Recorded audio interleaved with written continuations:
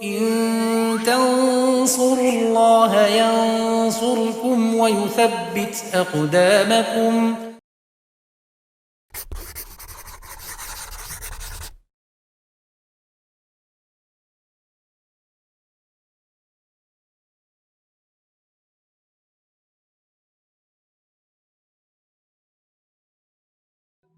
Bismillahirrahmanirrahim. Alhamdulillah wassalatu wassalamu ala Rasulillah wa ala alihi wa sahbihi wa man tabi'ahum bisanin ila yaumiddin. Amma ba'd. Pemirsa UFITEDU rahimani wa rahimakumullah. Kita lanjutkan pelajaran kita membaca kitab Al-Muqaddimah Al-Hadramiyah karangan Asy-Syaikh Al-Alamah Abdullah bin Abdurrahman Bafadl rahimallahu taala. Di pertemuan sebelumnya kita sudah masuk di bab tayamum. Ya, kita sudah sebutkan yaitu diantara hal-hal yang menyebabkan tayamum, kemudian perincian tentang hukum mencari air, ya, hukum mencari air, kemudian bagaimana ketika terjadi pertentangan keadaan, ya, antara sholat dengan tayamum bisa di awal waktu atau sholat dengan wudhu di akhir waktu. Kemudian syarat-syarat diwajibkannya yaitu mencair air di hadul ghaus, kemudian hadul qurub, ya, maka itu harus terpenuhi syarat-syaratnya, diantaranya aman jiwanya, kemudian harta dan seterusnya.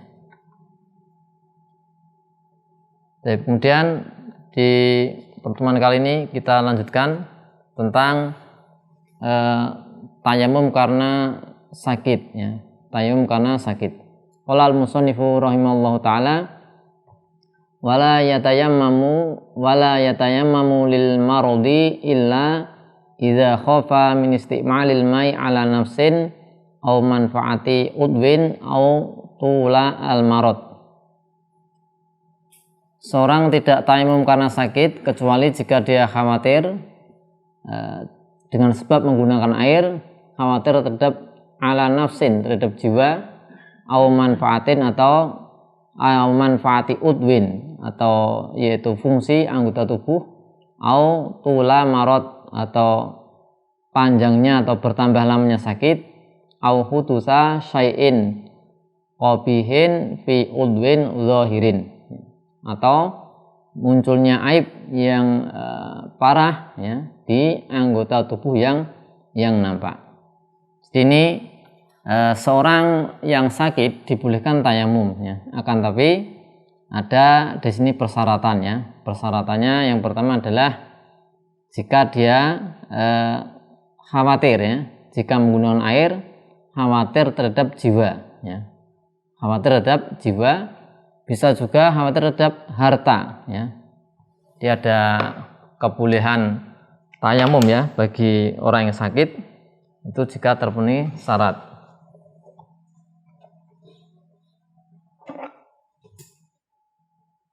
Ini tayamum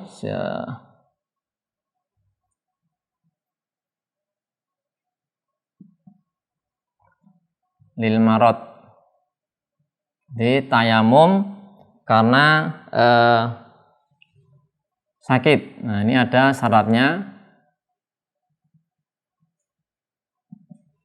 Yang pertama, ya, al-khauf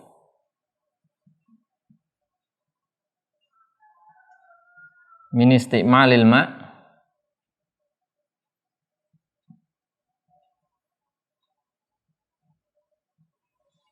ala, ya, ini langsung kita tulis seperti aja, nafsin, jiwa, bisa juga khawatir harta, kemudian bisa juga aun, ya, manfaah udwin, manfaati udwin atau tulul marad, atau bisa juga hutusu syainin, ya, syainin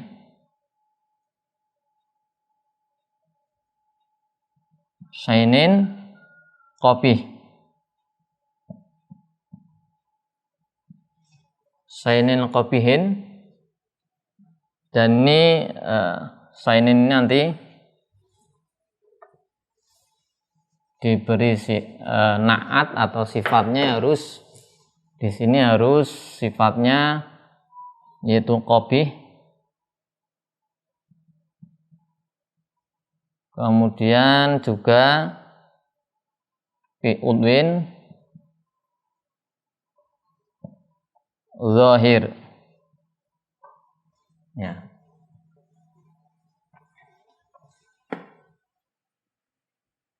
Jadi syarat-syaratnya secara global hanya takut saja, khawatir takut menggunakan air, tapi rinciannya adalah demikian ya. Jadi orang yang sakit ya boleh tayamum jika dia ada khawatir atau takut dengan sebab menggunakan air, nanti takut terhadap keselamatan jiwa atau harta atau fungsi anggota tubuh atau tul al-marad, sakitnya bertambah lama ya. Atau munculnya yaitu aib yang parah pada anggota tubuh yang nampak. Bisa juga sakit yang bertambah ya, ini juga bisa kita tambahi ya, ziyadatu al-marad. Nah, jadi misalnya dia pakai air wudhu, sakitnya tambah berat, atau tidak bertambah berat, tapi sembuhnya semakin lama. Nah, ini baru dia boleh melakukan apa? Tayamum. Yang pertama di keselamatan jiwa, karena bisa jadi seorang itu ketika sakit, entah itu sakit karena luka atau apa, nanti kalau dia memakai air, menggunakan air bisa terancam jiwanya ya, bisa menyebabkan kebinasaan juga ya, bisa menyebabkan kebinasaan. Sebagaimana disebut dalam hadis ya, yang nanti akan kita sebutkan ya, itu bisa menjadi mati seorang itu ya. Kemudian juga fungsi anggota tubuh ya. Misalnya nanti dengan menggunakan air pandangannya jadi kabur, atau anggota tubuh yang lain fungsinya jadi berkurang. Kemudian disebutkan di situ sakitnya bertambah lama. Jadi dengan menggunakan air bisa tambah apa? Tambah lama sembuhnya. Meskipun tidak tambah sakit. Jadi sakit itu ada yang tambah lama sembuhnya, ada yang tambah berat sakitnya. Nah, ini sakitnya tambah lama tapi nggak tambah berat, ya biasa aja sakitnya tapi nanti memperlama sembuh. Nah, ini juga menjadi sebab ya dibolehkannya. Kemudian atau tambah berat meskipun nanti nggak tambah lama ya. Jadi diperkirakan biasanya sembuhnya ya berapa hari, tapi semakin berat kalau dia menggunakan air. Ini juga bisa menjadi sebab dia untuk tayamum. Kemudian tadi disebutkan juga munculnya aib ya, aib yang parah ya. Misalnya warna kulitnya ya jadi aslinya putih jadi hitam jadi putih, atau menjadi kusut ya, jadi mengurus dan seterusnya. Ini dan dia nampak atau berat bukan kecil di anggota tubuh yang nampak. Apa itu di anggota tubuh yang nampak? Anggota tubuh yang biasa yaitu nampak ketika beraktivitas, misalnya kedua tangan, di lengan, kemudian di wajah ya, atau misalnya di kaki yang biasa nampak ya. Di situ kemudian nanti kalau menggunakan air timbul yaitu cacat atau aib ya, maka bisa apa? Menyebabkan tayamum ya, boleh baginya untuk bertayamum ya. Sehingga kalau cacatnya nanti sedikit, cuman beberapa titik gitu ya, ya ini nggak teranggap ya. Dan misalnya jadi menghitam kecil, nah itu nggak bisa. Atau di anggota tubuh yang bagian dalam ya, misalnya di perut ya, perut biasa tertutup, atau misalnya di paha ya biasa tertutup, ini nggak menjadi alasan. Jadi harus aibnya itu berat, kemudian di anggota tubuh yang biasa nampak ketika beraktivitas. Nah, kemudian Hal ini tadi kekhawatiran ini dari apa? Taunya itu. Saya khawatir kalau tayamum nanti kulit saya menghitam banyak. Kemudian dasarnya dari mana? Dasarnya adalah dengan yang pertama dengan tajribah, yaitu pengalaman pribadi. Ya, jadi dulu pernah kalau sakit seperti ini, kalau pakai air kemudian jadi kulitnya pada menghitam. Nah, berarti pengalaman. Bisa juga dengan informasi yang kedua atau informasi orang yang bisa dipercaya, orang yang adil, orang yang bagus agamanya. Kemudian dia memberikan informasi, ini kamu kalau nanti pakai air, ya maka kulitmu bisa menghitam. Nah, ini bisa seperti ini, timbul aib. Nah, ini orangnya bisa dipercaya, ya misalnya dokter dalam hal ini. Nah, nanti bisa kemudian dia tayamum. Jadi harus ada pengalaman atau informasi dari orang yang bisa dipercaya. Sehingga kalau misalnya hanya prasangka kecil saja, nah nanti bagaimana? Boleh tayamum dia, tapi nanti mengulang ya. Menurut Ibnu Hajar boleh dia tayamum tapi mengulang. Maksudnya dia hanya kekhawatiran kecil. Ada kemungkinan nanti ketika menggunakan air ya ada menghitam, tapi kemungkinannya kecil. Ya, namanya tawahum saja. Tidak ada sangkaan kuat. Hanya sekedar muncul dari diri seorang tersebut, tapi tidak kuat. Prasangkaannya tidak kuat. Dia nanti boleh tayamum kan, tapi nanti mengulang sholatnya. Nah, itu berkenaan dengan dibolehkannya tayamum bagi orang sakit. Tadi sudah disebutkan, yaitu poin-poin atau kapan seorang yang sakit yaitu boleh tayamum.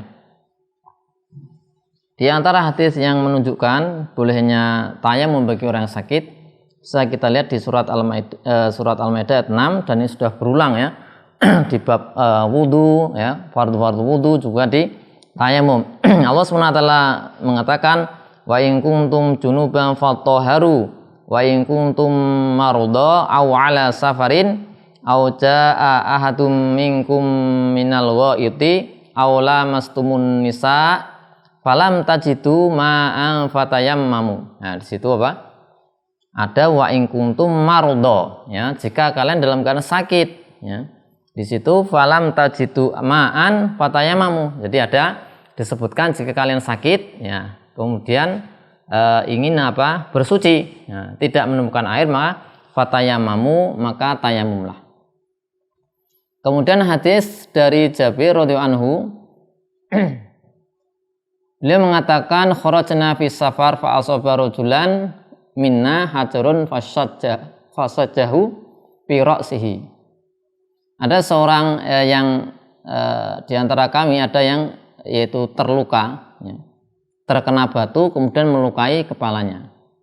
Suma ihtalama, kemudian dia mimpi basah. Fasa'ala ashabahu, kemudian laki-laki ini bertanya pada teman-teman yang lain, hal tajiduna li rukhsatan fit tayamum, apakah ada rukhsah bagiku untuk tayamum, ini kepalaku sakit terluka, ini saya mimpi basah, boleh nggak tayamum biar nggak mandi gitu kan, maksudnya seperti itu. Kemudian teman-temannya mengatakan faqalu ma najidu laka rukhsatan wa anta taqdiru 'alal ma, kami tidak menemukan rukhsah, nggak ada rukhsah bagimu ya, sedangkan engkau dalam keadaan bisa pakai air ya, karena diberi fatwa seperti ini ya, diberi sama teman-temannya ya, pokoknya pakai air, nggak boleh tayamum, kamu bisa pakai air kok gitu kan.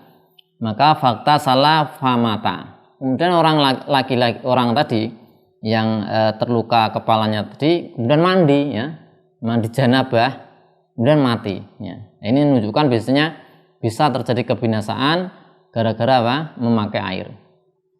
Falamma qatimna ala Rasulillah sallallahu alaihi wasallam akhbara bidzalika atau ukhbiru bidzalika. Kemudian ketika kami yaitu menemui Nabi sallallahu alaihi wasallam, maka Nabi sallallahu alaihi wasallam dikabarkan hal tersebut ya, tentang ada orang yang mati gara-gara mandi janabah. Nah, karena terluka di kepalanya, tanya pada yang lain, boleh nggak tayamum? Nggak boleh. Kemudian dia mandi, kemudian mati. Maka faqala, Nabi sallallahu alaihi wasallam mengatakan, qatalahumullah ala sa'alu idza lam ya'lamu fa inna syifa'u al-ayyi as-su'alu. Nabi SAW mengatakan, yaitu mereka telah membunuh laki itu, semoga Allah akan membunuh, membinasakan mereka. Tidaklah mereka bertanya jika enggak tahu, karena sungguhnya obat dari ketidaktahuan, ya, kebingungan itulah bertanya.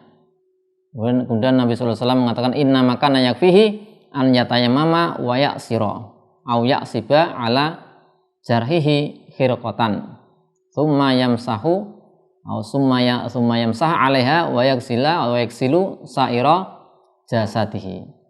Kemudian Nabi SAW mengatakan cukup untuk tayamum, gitu kan, tayamum saja, dan nanti meneteskan airnya atau mengikat dengan di lukanya, diikat dengan mengikat semacam kain. Artinya nanti kan tayamum, kemudian ketika nanti dia misal mandi atau wudhu, ya berarti ditetes-tetesi gitu, tetesan-tetesan, lukanya bisa ditutup. Kemudian di huma yamsahu alaiha, kemudian diusap di atas penutup tersebut, kemudian membasuh semua jasadnya atau tubuhnya. Artinya boleh tayamum, artinya luka tadi tidak usah terkena air, tidak usah terkena air. Hadis riwayat Abu Dawud. Ini menjadi dalil bahwasanya orang yang sakit boleh tayamum dengan syarat yang sudah disebut tadi, entah itu misalnya luka atau misalnya sakit yang lain yang terpenuhi syarat-syarat tadi. Demikian yang bisa kita sampaikan, ya, berkenaan dengan syarat-syarat bolehnya orang sakit melakukan tayamum serta dalilnya. Sallallahu ala sayyidina Muhammadin wa ala alihi wa sahbihi wasallam, walhamdulillahi rabbil alamin.